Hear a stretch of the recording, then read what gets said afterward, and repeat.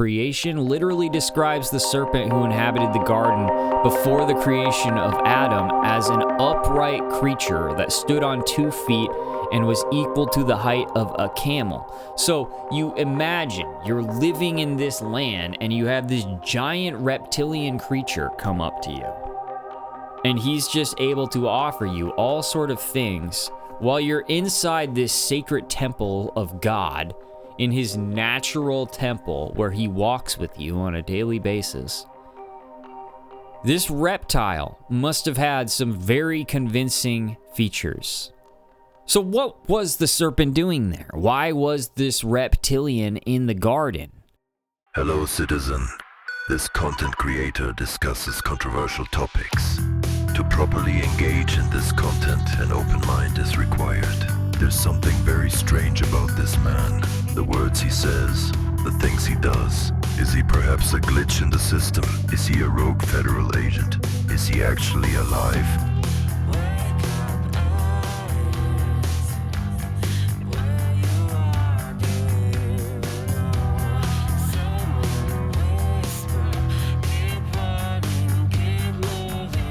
Is he a lunatic, unhinged and on the loose? Can anyone even stop him? He is one of the internet's most mysterious men of mystery. He is a man who has seen his own death and lives life on the run, surviving out of spite and because he's not superstitious, but he is a little stitious. I'm proud to introduce your G-host, Jonathan Jigsaw. There are some ideas that just keep showing up no matter how old the world gets. We've got these serpents and these ancient holy texts and these dragon gods that kind of lorded over these older civilizations.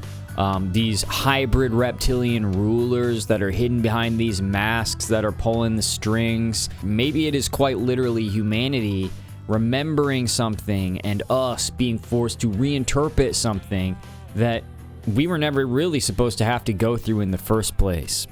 And listen, I'm one of those guys who has always thought that the reptilian idea, these reptilian aliens and whatnot, I've always just been like, this is so stupid. Like, why would you even come up with this? Like, some old guy in his basement just invented this sci-fi idea about these reptilian aliens that are taking over the planet. And then, of course, all the movies and everything, like, just really ran with it. But after I made the video a couple weeks ago about the seraphim angels who are reptilian, potentially creating reptilian nephilim, giants who had reptilian features such as longer necks and reptilian heads perhaps and long claws and whatnot. And I began to, ponder about how it's possible the seraphim angels created dinosaurs themselves, or that maybe dinosaurs were even, at one point, actually these ancient gods that are written about and talked about in these old texts. And once I started viewing the reptilian aliens through that lens, putting it up alongside those topics, I began to, think to myself, maybe I should take to the Bible on this one. The book of Proverbs is primarily attributed to King Solomon, but Proverbs 30 verse 1 begins, "The word of Agur, son of Jacob."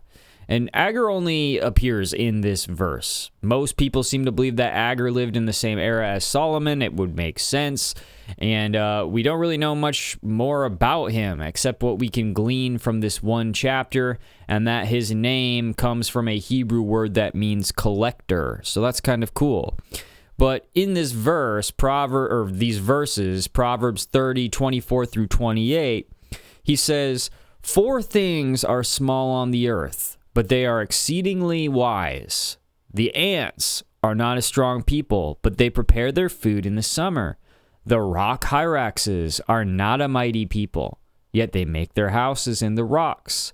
The locusts have no king, yet all of them go out in ranks. The lizard you may grasp with the hands, yet it is in kings' palaces." So pay attention to the mention of lizard at the end there, because to me, at least, it is interesting. And it appears to be only one of 2 places that lizards are really mentioned in the Bible. Correct me if I'm wrong. And these 2 times, they're not mentioned with the same root word. but it appears the same tone. So first of all, he's talking about this thing being in a king's palace, which suggests an infiltration of a sacred place, right? That's just kind of common sense. It's just like a cockroach is an infiltration of your bathroom. It's the same type of, like, this thing isn't really supposed to be here, and yet it is. It's a place meant for the most important person in a kingdom, the king, and that should not involve lizards and reptiles, right?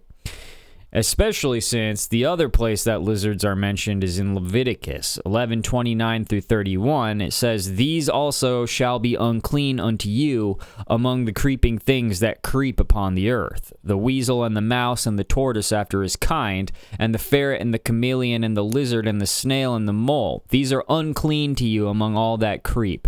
Whosoever doth touch them, when they be dead, shall be unclean until the even." So unclean things are known to sneak into kings' palaces. And this metaphor and understanding, because remember, even if they're just speaking in metaphor here, that metaphor still comes from a real understanding of something that first turned it into a metaphor, something adjacent that was true. Riddles don't just pop out of nowhere to mean absolutely nothing. They have an answer that must be solved to get to the soft, chewy center. And I begin to ponder about this soft, chewy center and wonder at one point during my research if God even created reptiles, or if, like dinosaurs, perhaps the seraphim may have created all reptiles. I didn't figure at that time it was that much of a leap to make, especially since these creatures are unclean. These creatures appear to be the symbols of deception, but also divine power. And these people, these seraphim, seem to be pictured alongside dragons and stuff like that. That fits into the ranks of all the other times, all the other ways that reptiles have been seen as evil. The serpent in the garden, the serpents from Exodus that were eating the people until Moses rescued them with a symbol of a serpent. There's all these different ways, and I know that you know all of them too, that the serpent just is not pictured as necessarily the best creature in nature. And so I was just like, maybe that's because God didn't make them. It seems weird that God would make an unclean creature from the get-go, right? But before I get too far down that avenue, I do want to remind everyone of John 1:3, which is also essentially the same exact as Genesis 1:1 through 5, which says, "In the beginning was the Word, and the Word was with God, and the Word was God. The same was in the beginning with God. All things were made by him, and without him was not anything made that was made. In him was life, and the life was the light of men. And the light shineth in darkness, and the darkness comprehended it not." So that's the verse that I ran into while I was jumping to these conclusions, that thinking God might not have made reptiles. Just because all of that might be true doesn't necessarily mean that God didn't create other reptiles. That is a side quest, so it's all still up in the air. The description of these reptiles or these lizards being unclean does seem to tell us that there are creatures here on Earth that are not meant to be friends that you meet or friends that you eat. And serpents and rats and reptiles all make this list. But as I continued to look for invisible things that I had never seen before, as I continued to ask the same questions that I've had for an entire lifetime. And while all of that was happening, I came across this movie, They Live, from the 80s. And I'm sure a lot of people have heard of this, but I haven't. This movie is set in Los Angeles, and it follows a working class drifter who discovers that the ruling class are camouflaged aliens. And they don't look like reptilians, but it's the plot that is important. The fact that the ruling class are camouflaged aliens drives our main character on a quest to expose them to the world. His name is Nada. He's a homeless man seeking work. He encounters a preacher who warns him that the powerful elites have allied with mysterious beings to control humanity. Nada befriends this other guy, Frank, who invites him to stay at a shanty town near a church who's overseen by this other guy, Gilbert, who is their community leader, okay?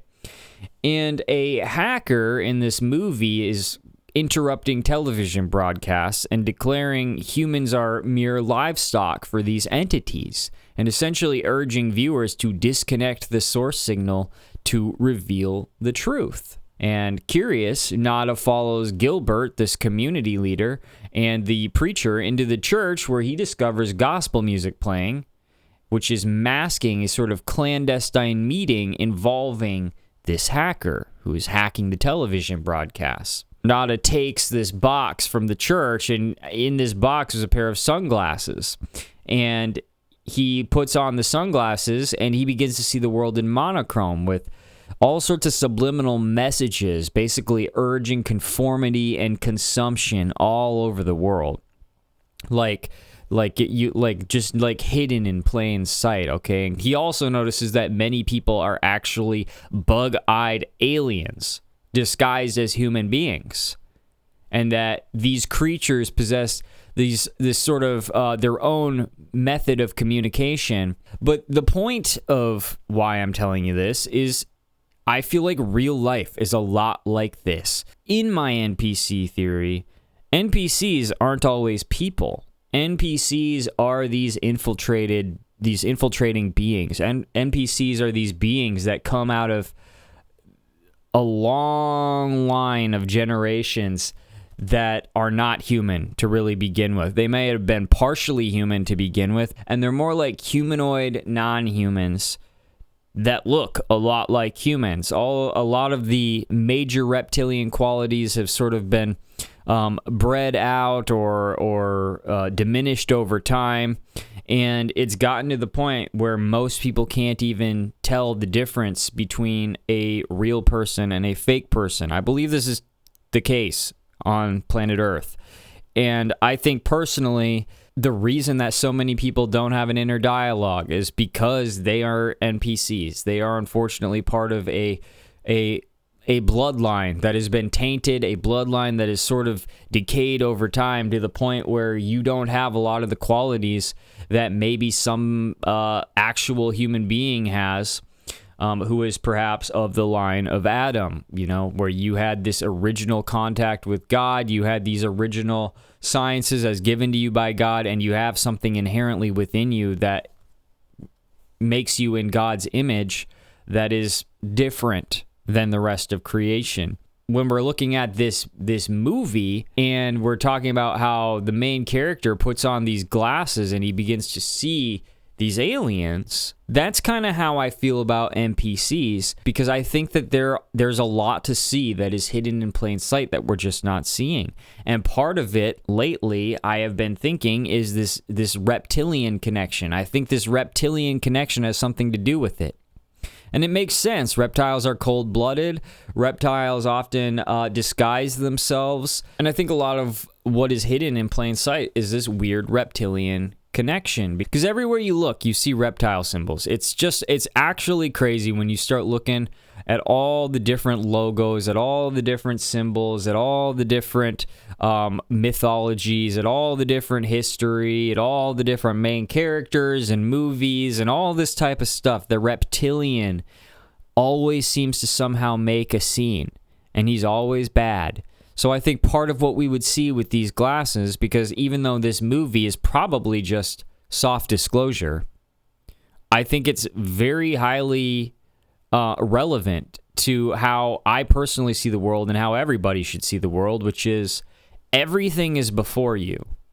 If you can't see it, you're either not looking or you're not meant to see it, okay? But it's all right there, and we have sort of forced ourselves over generations to close our eyes and reimagine reality. And the reality that we have awoken into is one that does not recognize the serpents as perhaps the ones that have led us astray this entire time. There's a lot of talk about these serpent cults, these secret serpent societies that cared for sacred sciences, that fathered groups like the Freemasons and all of that kind of stuff. These serpent cults of Malta, these Mesopotamian priests who sort of shuttled the knowledge from the ancient days secretly underground through all of their little books and all of their little channels and all of their little secret ways. All of these things are elements of this, what appears to be some kind of seraphim intrusion into humanity's life, into humanity's story. And the literature and the mythology of ancient cultures is quite literally filled with accounts of dragons and flying serpents and other winged lizards who were in the earth at one point. So who then were these flying, fire-breathing creatures that seem to have coexisted with early man? Sometimes as his benefactor, but many more times as his tormentor. Perhaps they were just fabulous creatures, the product of man's fertile imagination. But on the other hand, I think it's more possible that they were the manifestation of something else, of traumatic events so disturbing and deeply rooted in his past that knowledge of their true nature has been essentially subconsciously suppressed. Quite a few civilizations of this world trace their ancestry to dragon-like lizards or flying serpents. In most cases, they are literally credited with bringing the benefits of civilization to mankind. And quite often, they describe themselves or are described as the actual creator of man, of life, of the world. Ancient man portrayed these creatures as far superior beings, or even gods, who could basically effortlessly move about the skies in their fiery chariots, or their boats of heaven, as they've been called. Now, the earliest and the most important of cultures, the Mesopotamians, was probably founded by something very close to these serpent gods. And they call themselves, you're going to know this, the Anunnaki. These proto-Sumerians who are credited with the establishment of Western, if not world, civilization. So if you could literally trace everything back to a common bad guy that everybody could, everybody could look at and be like, that's the bad guy, that's the common bad guy, it would be a lot easier to convince people that there is an evil here on the planet that has been here for thousands of years and will continue to be here as long as we let it. Because in the beginning, we were the ones who let it in. We still were. In the garden, we let it in. And we let it in countless times after the garden, too. And I think that one of the problems with humanity is they can't see evil anymore. They just simply can't see it. They'll be horrible to each other. They'll be cruel. They'll commit heinous crimes upon their fellow man. They will abandon God. They will create their own gods. They will do all they can to enslave or enrich themselves. They will murder their kin. They will absolutely destroy the planet. And I think that a lot of this is because of the Nephilim interference in the beginning. I think most of it is. And as the Nephilim were on the planet, just running amok and warring and being generally evil and, intermingling with man, I think that man populated the earth as, for the most part, slave beings. I think that almost everywhere humanity went, they were kind of at the mercy of these Nephilim and these angels. They not only produced these mixed offspring, but they also used this process to conduct genetic experiments, which went wrong. This is probably what was meant when it said that these things sinned against all of the creatures of the earth, against everything, right? But clearly one of their favorite forms is reptilian.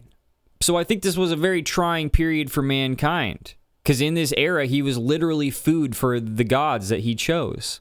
But all the turmoil on Earth was abruptly ended by the onset of the Great Flood. And at that time, the gods, I think, retreated to some zone. Some people like to say their spaceship and maybe the inner Earth. maybe some sort of other dimension, and they left behind their semi-divine offspring, the Nephilim, to perish with mankind in the world flood. So the angels, the seraphim, all of the angels that interfered with mankind, they had to go back to the spirit realm in some capacity, probably. It would be interesting to know what that spirit realm looks like for fallen angels. And obviously, some probably retreated inside the earth. We know that they can be physically bound, so that, some might actually physically be in the earth during the flood. I believe that a lot of Nephilim and reptilian entities sort of went into the earth, like in caves and mountaintops and all that kind of stuff, to try to survive from the Great Flood. We know they were in the earth after the flood, so clearly they didn't all get killed or they got brought back. It's generally believed that after the waters had subsided, these fallen angels descended once more to establish new cities on the plains of Mesopotamia. Some of the Nephilim came out from the inner earth, and everybody again began mating with mankind, and they produced a race of semi-divine beings to rule their empire on earth once again. And in addition, a race of warrior gods was established in the lands of the Levant. These were descendants of the Nephilim, but known by the name of Rephaim. And this was a very barbaric race that plagued humanity for basically thousands of years, and they weren't even eliminated as a threat until the first millennium BC. But in ancient Mesopotamia, the gods resided in a temple atop a ziggurat, which looks kind of like a pyramid. Remember how I've been saying lately, I think that all of these pyramids are designed for Nephilim worship, and I think all of these pyramids, or maybe fallen angel worship, but they're shaped the way they are because they look like a mountain, which is, I think, probably in some way prophetic when we think about the fallen angels descending on Mount Hermon, okay? I think it's like one of their symbols, one of their signs, one of their memories that they like to hold on to. But these ziggurats were shielded from the general public and were basically accessible only to a few trusted priests. And this is where your serpent cults would start to come into play. Because here, the gods ate in privacy. They were surrounded by curtains so that even the attending priests could not see them dine. It really does make you wonder why man wasn't allowed to see them, even in these old cultures. In the Old Testament, we see a story like this as well. During the event known as the Exodus, God lived in a tent and was never seen, and he didn't dine in public either. Specific instructions were given to Moses on how to prepare the food, and then he left it on a grill near God's quarters for his consumption whenever he was ready. Moses was told flatly by God that you can't see my face because man cannot see me and live. Man can't see his own God. Not only this, but man is also banned from creating an image of what he thought God looked like or what he thinks God looks like. Only a privileged few were allowed to even approach the fallen gods.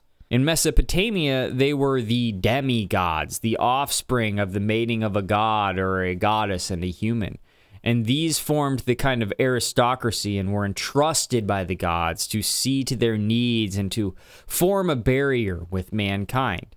And even these demigods, or changelings as they were called, were somewhat strange in appearance and probably had many reptilian characteristics. According to the ancient Babylonian tradition, as reported by Berossus, who is this Babylonian priest writing in Athens in the 3rd century BC, man's ancestry and origin can literally be traced to one Oannes, who is an amphibious creature that came out of the Persian Gulf to teach the arts of civilization to man.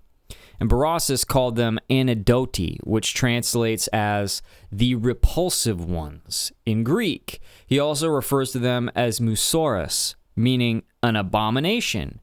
In this way, Babylonian tradition credits the founding of civilization to a literal creature, which they even themselves considered to be a repulsive abomination.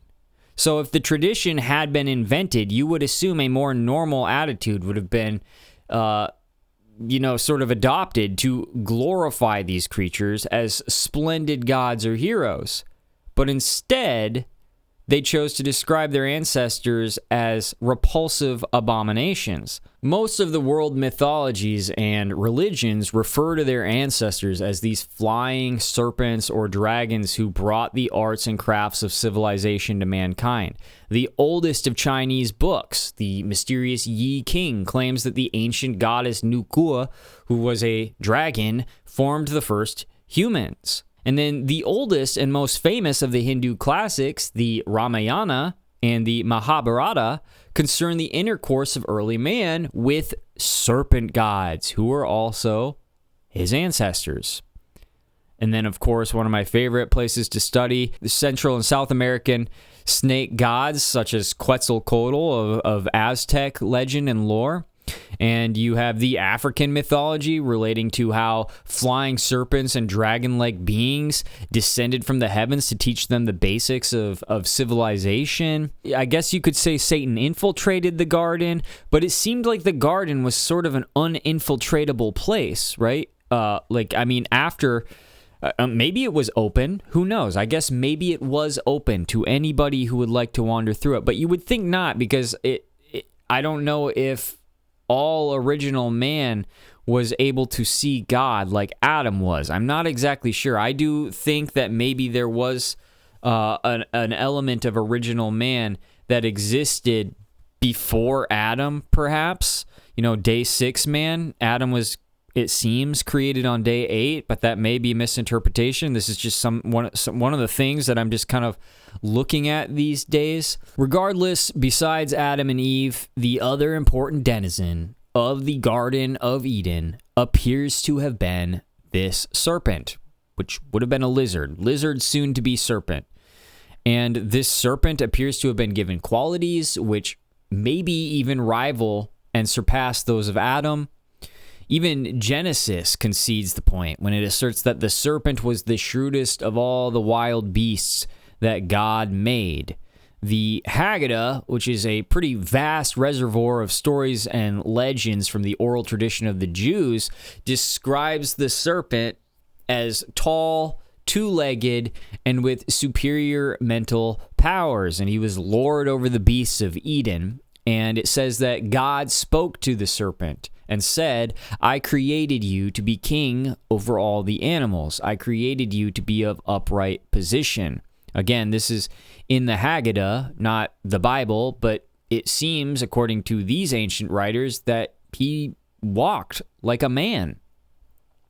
So I think we can kind of assume, just by even hearing the story in Genesis, that the biblical serpent was not some lowly snake. As a matter of fact, he wasn't a snake at all to begin with. He was some kind of lizard. I mean, God distinctly says, I'm going to take away your arms and legs. You're going to crawl around on your belly and eat dirt for the rest of your days. So if God's going to curse you in that way, it implies that you're not already that way, which is what snakes are. So this entity, this giant lizard-like being, could converse with Eve. He knew the truth about the tree of knowledge. And because of his abilities, his stature and whatnot, it seems that he was of such an appearance or manifestation that he unhesitatingly challenged God and was very convincing to Eve. This reptilian entity in the Garden of Eden, the source of the first sin.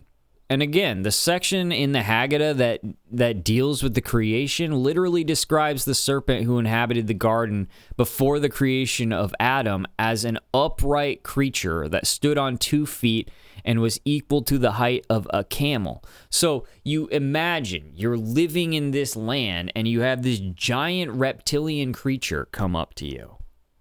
And he's just able to offer you all sort of things while you're inside this sacred temple of God, in his natural temple where he walks with you on a daily basis. This reptile must have had some very convincing features. So what was the serpent doing there? Why was this reptilian in the garden? Allegedly, and this is according to extracurricular texts, so take it as you will, but there's a strong suspicion that the serpent was tasked with supplying God with gold and silver and gems and pearls, which may have appeared as an obviously mundane commercial task for a group of spiritual beings, which might have been the thing that really made Satan jealous in the first place, that made these angels jealous in the first place.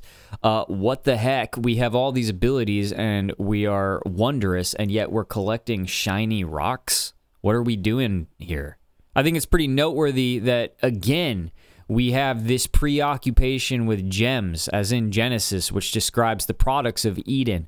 The gold of that land is choice. There is bdellium and lapis lazuli. Isn't it always interesting? I always thought it was interesting how that detail was mentioned in the Bible. It makes you wonder why. It's also interesting to me that this entity was in the Garden of Eden at all. It's interesting that he was in the Garden of Eden at all. Now, allegedly, this is going to be before demons, right? Because there's no Nephilim yet, and if demons are the souls of fallen Nephilim, then it would be safe to say that Satan is probably the only evil entity worth talking about right now, and he's in the garden already.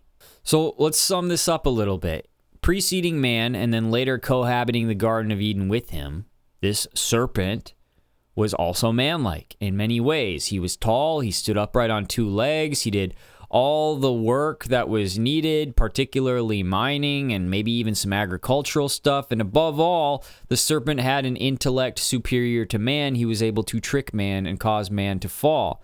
These are all attributes of the Anunnaki.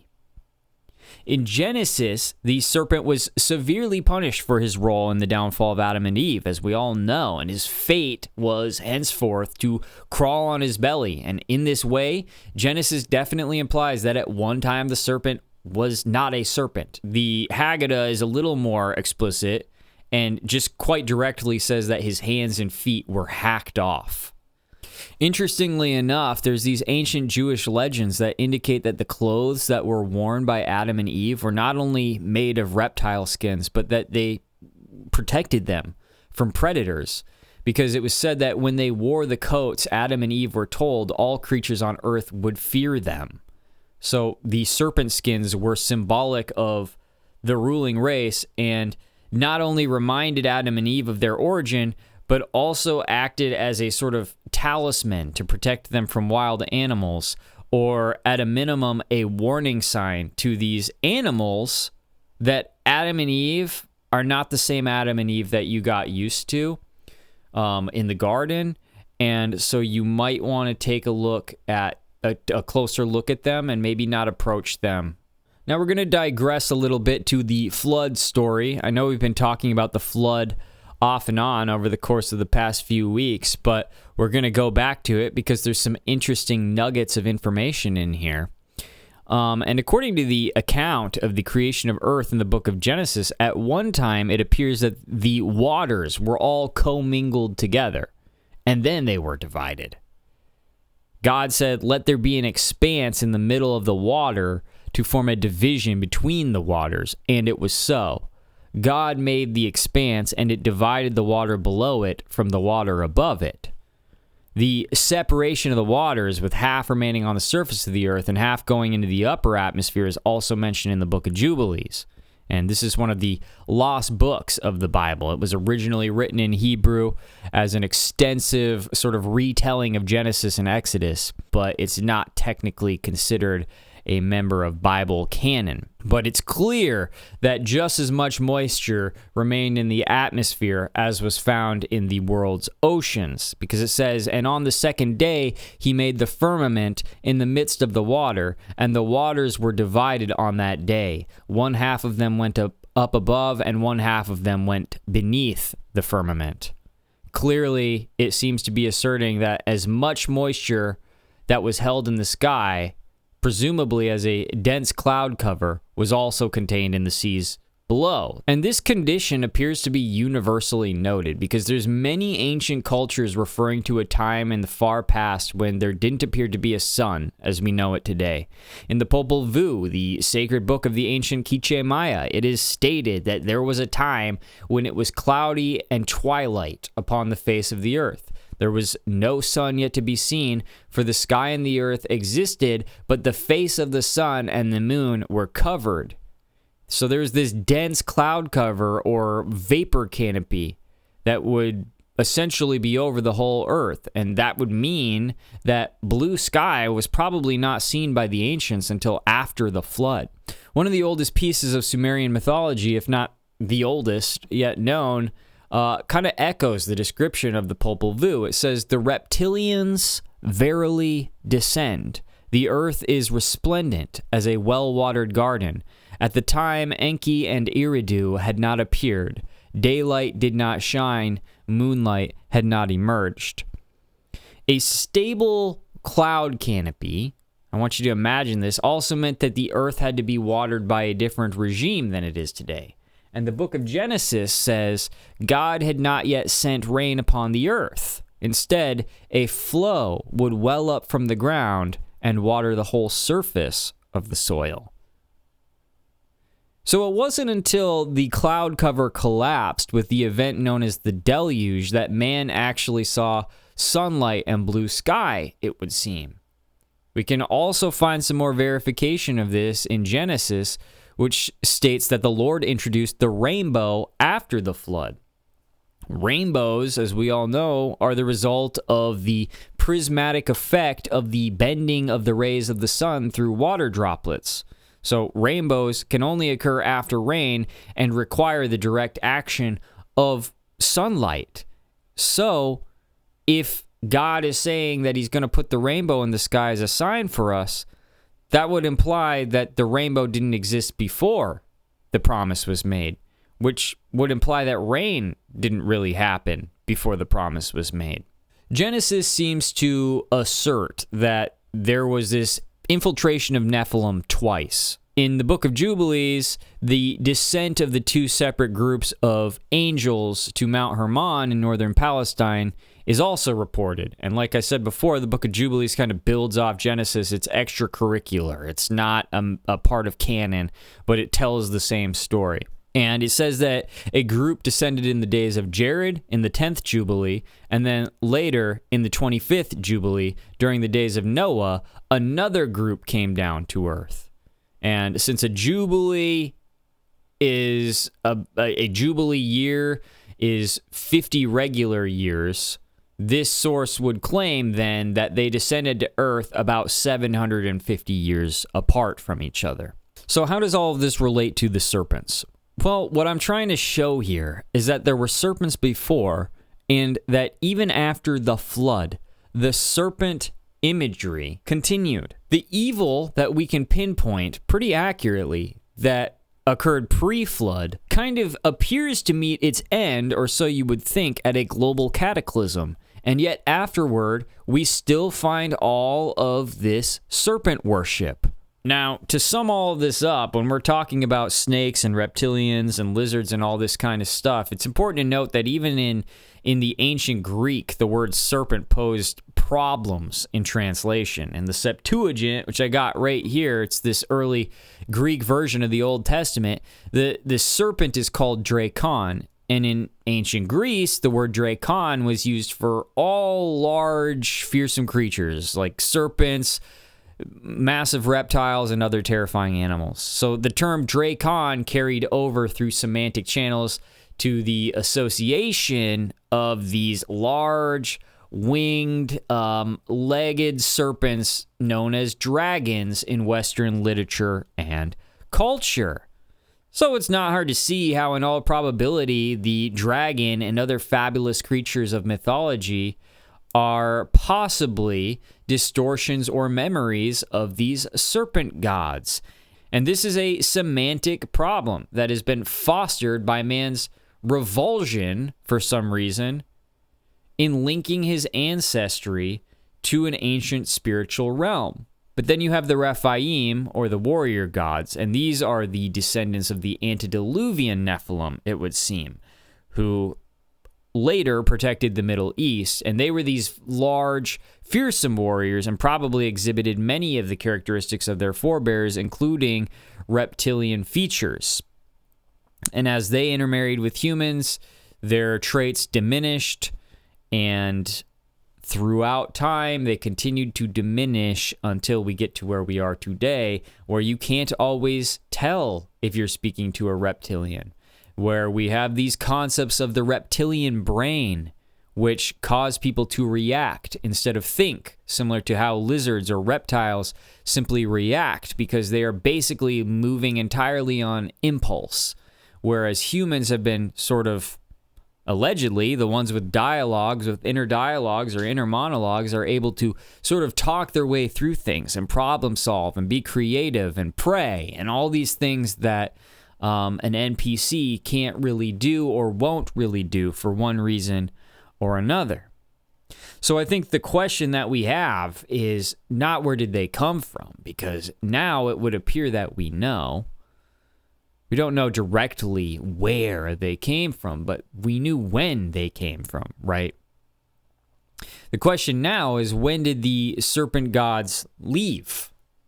Or are they still here, even now, into these days? And I think most people who listen to this show would say, yeah, obviously they're still here. Now, here's a crazy thought that I want to leave you with before I close this episode out. The flood is a watershed in the history of mankind, right? It ended this golden age of the gods, and it was the beginning of the rule of man, finally, right? The junior gods, the lowercase g gods, they seem to have remained for some time after the flood, and they seem to have directed the activities of mankind for a while, even after the flood. Man continued to kind of be used as a tool in their family squabbles and used as slaves and sustenance and all of that kind of stuff. And of course, this continued to lead to widespread destruction all over the world. But that being said, when we think about all of these ancient civilizations that have been lost, or cities like Atlantis, places that we're told never existed, even though all these ancient texts talk about them and stuff like that, peoples that existed. You can even bring up conversations about the total destruction of Iceland, or what was going on in North America at this time. Tartaria, even. A lot of these civilizations of advanced tech that people wonder where it went. It's interesting to think about how after the flood, the millennium that followed appears to have marked the end of a great many civilizations. So if we're going to look for lost times that have occurred throughout history, this is a great place to look for it. Right after the flood, about 1,000 years after the flood. Because again, this is very close to the original sciences. This is very close because these Nephilim, these fallen ones that would have come out of the earth or come out of the other dimensions, not to mention the knowledge that Noah had or what God gave Noah in these days and all of this kind of stuff, this would have led to probably an advancement, a quick advancement in technology once again, or at least a quick setting down of technological roots once again, so that mankind can get ripping and roaring again. So if you believe that technology, that everything we have now is stuff we've already had, we've already been here to some degree, at least in some capacity, we've done something similar to what we're doing now in our past, as in the days of Noah, so shall it be when Christ returns, all this kind of stuff, then yes, in my opinion, this is one of the most realistic places that you can look for the erasure of great advanced ancient technologies. I hope this episode wasn't too much. I'm kind of like, I don't know if you guys have been noticing, but lately, these past few episodes, I've just been really brainstorming about some of the questions that I've put down over the years. Like, I'll ask myself a question, and then I'll be like, no, that's not true, or that's BS, or that's just too weird, or whatever. and then I'll just forget about it. But lately, I have been digging through all of these old questions that I sort of abandoned and coming to new conclusions. And I think that, this serpent, this reptilian race, they've existed all this time. They existed before the flood. They existed after the flood. This episode that I was able to make today, at great cost of time, I might add, even if it doesn't seem like it, it points to where they came from or when they came from. And I just feel like in nowadays culture, spiritual culture, it is extremely important to know where the enemy is, to know where they came from, to point out the enemy and be like, you want to know why everything feels scripted? You want to know why everything feels fake and evil? You want to know why everything is a little bit off? It's because your lizard doesn't have legs anymore, dude. Your lizard is a snake now, and he has been deceiving mankind since the dawn of it, and he's still doing it today, and they are obsessed with their image, which appears to be reptilian in nature, which definitely explains the reptilian conspiracy theory that we've got when we talk about aliens, because we all know by now that they're going to try to paint demons and fallen angels as aliens so that we accept them, because we have to accept technology, not spirituality. And I don't know if mankind is ready for the truth yet, especially when it comes to my NPC theory on these things.